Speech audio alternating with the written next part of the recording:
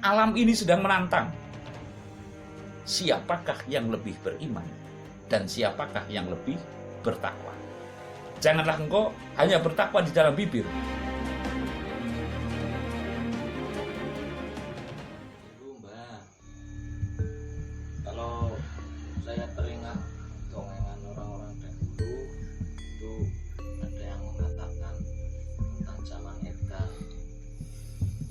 Nah, itu sebagian orang mengatakan sudah terjadi semenjak beberapa tahun belakang. Menurut panjenengan ini seperti apa, Mbak? Tapi uluk salam mulya atur bagya wis kono santara. Om wilahing jati nugoni ajat-ajat lugu nusantara tapi uluk salam mulia. Zaman edan kan wis keliwatan. Nah, sekarang zaman kolo bendu lagi lumaku. Ya lagi zaman edan itu wis keliwatan. Sekarang sudah zaman kolo bendu lagi lumaku. Artinya sekarang ngancik kepada zaman kolo bendu. Kolo bendu itu kalau urutannya itu zaman edan, zaman kolo bendu, zaman kolo sebo atau kolo asmoro itu yang saya tahu dalam saya dulu orang tua saya itu punya catatan Ronggo Warsito yang saya kupas itu seperti itu, yang saya buka, yang saya baca ya sekilas seperti itu. Bahkan ada tembangnya itu, amenangi zaman edan ibu kaya ing pambuti melu edan ora tahan yen tan melu anglakoni boyo kagungan milik keliren wekasanipun ning bejo-bejane wong kang lali esi bejo wong kang eling lan waspada gitu. Kalau zaman edan itu ya sekarang ini sudah terlewatan, sekarang sudah zaman kolo bendu. Apa zaman kolo bendu itu? Wis taruhlah zaman ngunduh woheng pakarti. Artinya ruwetnya sarwa tinuwuh itu. Artinya keruwetan manusia, keruwetan hidup. Ana sing ngomong itu kaya gabah den interi, menungso solaing titah kaya gabah den interi. Jadi sudah tidak akan berujung, seolah-olah itu tidak akan berujung kemana mencari tempat pengayoman, kemana mencari tempat berteduh. Hari-hari itu dibuat sebuah topik yang tidak semestinya dipikirkan. Artinya topik yang tidak semestinya diinjak. Perilaku ini terkutus kepada, kalau menurut saya ya, rezeki itu kan ada dua.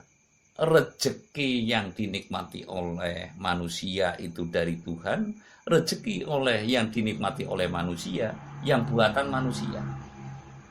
Jadi ini yang saya katakan, saya menyambung sedikit akan pengetahuan bahwasanya hidup itu harus bertawakal, hidup itu harus bertakwa gitu. Nah, ketakwaan ini sekarang sedang terganggu oleh urusan rezeki, pemahaman rezeki yang belum mendalam. Yang saya maksud, rezeki ini kan ada dua, ciptaan Tuhan, gue nggak perlu beli mas, angin ciptaan Tuhan, ya, tumbuhan, buah-buahan ciptaan Tuhan. Tapi kalau sekarang manusia dibikin bingung oleh rezeki yang buatan manusia, duit, motor, rumah bagus, begitu loh, sehingga sudah tidak ada kekhusukan untuk beribadah, untuk memikirkan saya sudah takwa apa belum, sudah seolah-olah binasa ini bagi yang tidak bisa membedakan. Artinya carut mautnya ini karena terkontaminasi oleh seolah-olah manusia mengambil alih peran Tuhan, duit mengambil alih peran Tuhan. Kalau dulu berhalanya itu kelihatan, Berhala jelas kan, sesajinya kelihatan. Kalau sekarang berhalanya itu sudah diganti dengan duit, berhalanya itu sudah diganti dengan TV, berhalanya itu sudah diganti dengan mobil, HP, ya kan? Jadi ini sebuah kegaduhan yang bagi manusia yang belum bisa membedakan, oh ini rezeki buatan manusia ini yang bikin pusing. Oh, kalau kita ibaratnya sadermo hang lampai sabar darmo narimo, walaupun harus ketinggalan, ini syarat rukun daripada iring lawan sepodo kan itu. Jadi kita harus menyadari persis agar itu selamat, agar itu bisa tepat dalam urusan hidup yang pasti kita nantinya akan kembali kepadanya, sehingga tidak tergadui, artinya tidak ikut-ikutan koyo gabah den interi. Ya, koyo gabah den interi kan kebingungan manusia itu. Padahal yang dibuang itu kan kotorannya. Setelah diinter itu, kalau gabah diinter itu kan kotorannya yang kemambang itu koyo gabah den interi, nanti dibuang yang sekiranya tidak berfungsi gitu. Nah, sekarang ini jadilah gabah yang berisi, sehingga dalam interan itu nanti akan menjadi laswiji tanah Jawi. Kalau saya bilang itu laswiji tanah Jawi, nantinya tinggallah separuh bumi ibaratnya begitu. Kalau dalam sesepuh Jawa dulu mengatakan seperti itu, laswiji tanah Jawi mungkari separuh bumi begitu. Itu sudah saya buat konten dalam baro-baro itu. Jadi intinya sekarang itu zaman edan sudah kelewatan, berarti tinggal zaman kolobendu. Dalam zaman kolobendu ini adalah intinya ngunduh woheng pakarti. Ngunduh woheng pakarti, apa yang ditanam ya kita harus memetik gitu. Zaman kolobendu itu ngunduh woheng pakarti, artinya gawe wirang yo nyaur wirang, ya utang wirang nyaur wirang, utang pati nyaur pati, ya sopo becik ketitik, sopo olo ketoro. Sopo becik ketitik, sopo olo ketoro. Namun prosesnya untuk kepada becik ketitik olo ketoro ini, ya kita memang harus berlomba-lomba dalam kebingungan. Kebingungan kepada kiblat kita. Kita akan berkiblat kepada siapa ini? Kepada pemimpin, pemimpinnya siapa? Kepada Brahmana, Brahmananya siapa? Setiap manusia dalam kebimbangan. Setiap manusia dalam kebingungan. Ya, yang ikut-ikutan itu namanya grubyuk, orang ngerti rembug. Artinya endingnya zaman ini, zaman edan ini akan seperti apa? Kalau kita tidak berpijak kepada waler, sungguhlah kita sangat-sangat menjadi kaum yang tersesat, ibaratnya seperti itu. Bukan ibaratnya, kita akan sangat tersesat. Artinya tersesat, kita sudah mungkur syukur. Kita sudah tidak tahu rasa syukur. Kita tidak ada kesadaran tingkat tinggi, sehingga semua serba salah. Baik pada diri kita sendiri, kita akan menyesali mengapa kita hidup di bumi. Kita akan menyalahkan yang lain, dan juga selalu menyalahkan, akhirnya kan nggak ada titik temu begitu loh.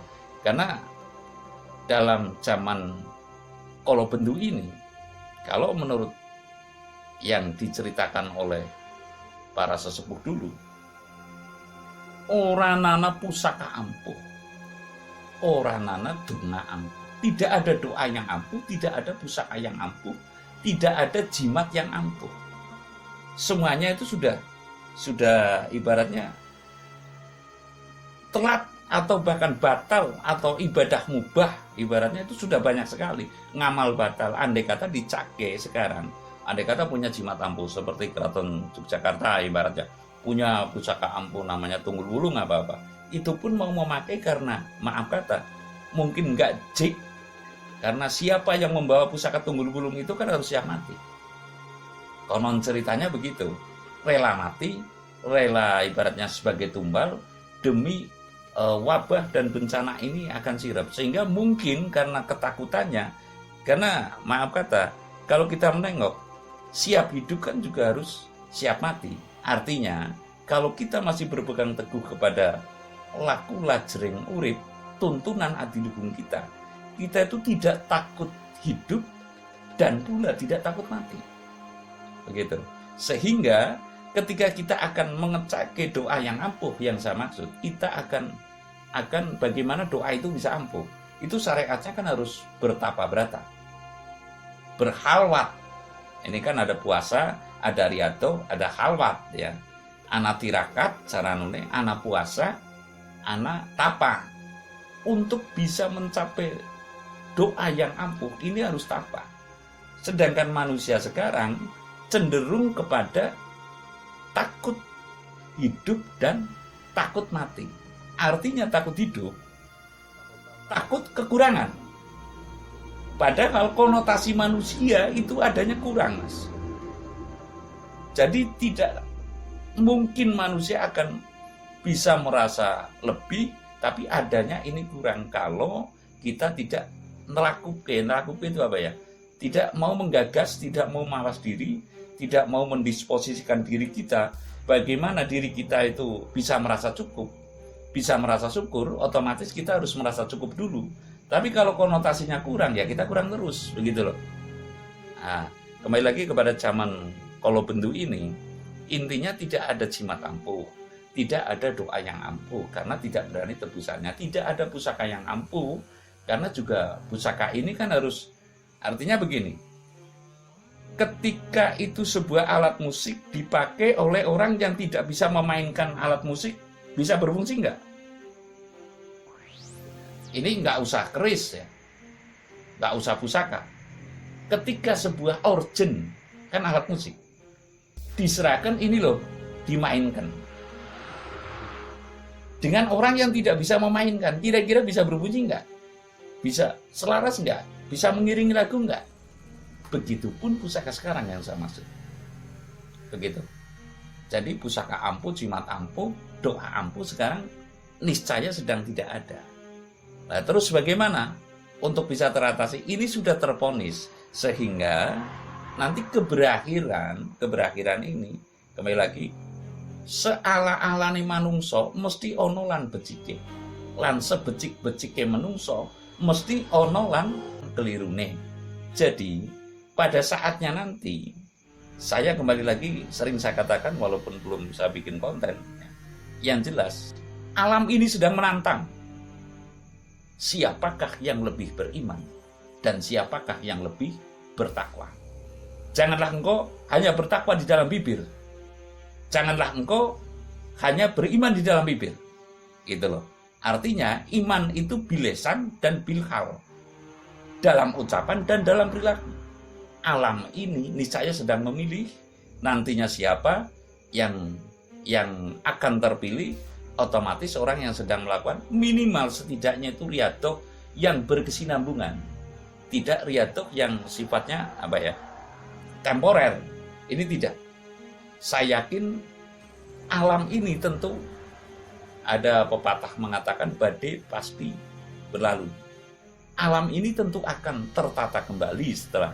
Artinya sekarang zaman edan sudah kelewat, terus zaman kolobendu pun ini akan berakhir, tapi seiring dengan orang yang betul-betul tertunjuk oleh alam dan oleh Allah untuk menata kembali, mensinergikan dari alam Allah, alam semesta ini yang sinergi, kehendak Allah diterapkan oleh kehendak manusia, lalu bisa memelihara bumi ciptaan Tuhan ini, ciptaan yang maha kuasa ini, sehingga bisa selaras tertanamnya kembali budi pekerti yang luhur dan ibaratnya tertanamnya kembali tata krama dalam kehidupan, baik terhadap tumbuhan, baik terhadap binatang. Tata krama ini kan tidak cuma terhadap manusia saja, artinya kembalinya Jawa Bali mata siji, artinya bermata satu itu bukan dajjal.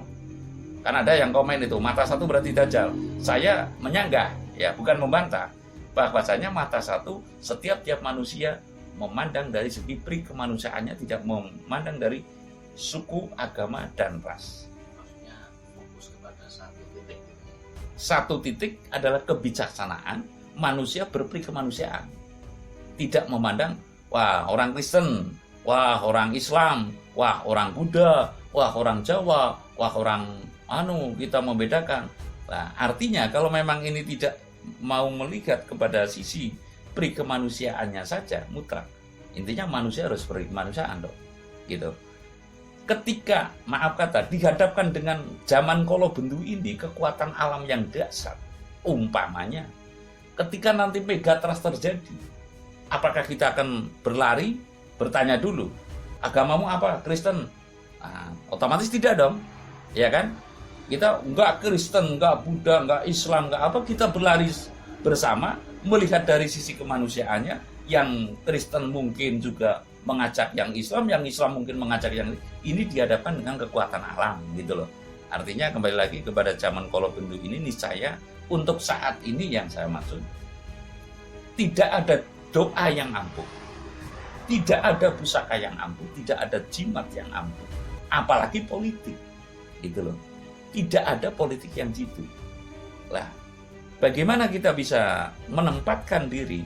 Otomatis kita kembali kepada tidaklah itu orang yang akan mendapat pertolongan kecuali orang yang sabar dan saling menasehati. Ya, kembali lagi kepada jadikan sabar dan tawakal sebagai penolongmu. Saya rasa zaman kala bendu ini itulah makna daripada eling lan waspada, sehingga kita tidak akan ikut calut maut, ikut kebingungan, ikut kebimbangan dalam langkah-langkah ini, tetap berpegang teguh kepada sak nyendake, sak tekane, saya yakin ini zaman sedang mengalami zaman kala bendu, ngunduh weng pakarti, biarlah mereka yang bahagia, nanti juga yang bahagia kelihatannya itu fata morgana kan, nanti akan terpleset dengan sendirinya. Hilangkan rasa iri, kita sedang ngunduh weng pakarti, nanti tentunya akan berhenti karena Allah, ya, karena Tuhan Yang Maha Esa, karena kekuasaan alam. Tidaklah mungkin dunia ini akan seperti ini terus. Ada saatnya wong bodoh kanggo, cara istilah itu, sadar kepada kodrat, sadar kepada nrimo ing pandum sumende marang takdir. Intinya dalam zaman kala bendu itu kita harus sangat waspada, eling lan waspada, kembali kepada titik pangkal hidup mung sak derma hang lampai. Janganlah kita mencela, janganlah kita memuja-muja, niscaya kita akan selamat melewati zaman kala bendu. Nanti kita akan tiba saatnya kala asmara atau kala subuh, menungso padha suka lahir lan batine. Tidak, artinya saya akan mengatakan tidak mungkin alam akan carut marut seperti ini terus. Terima kasih.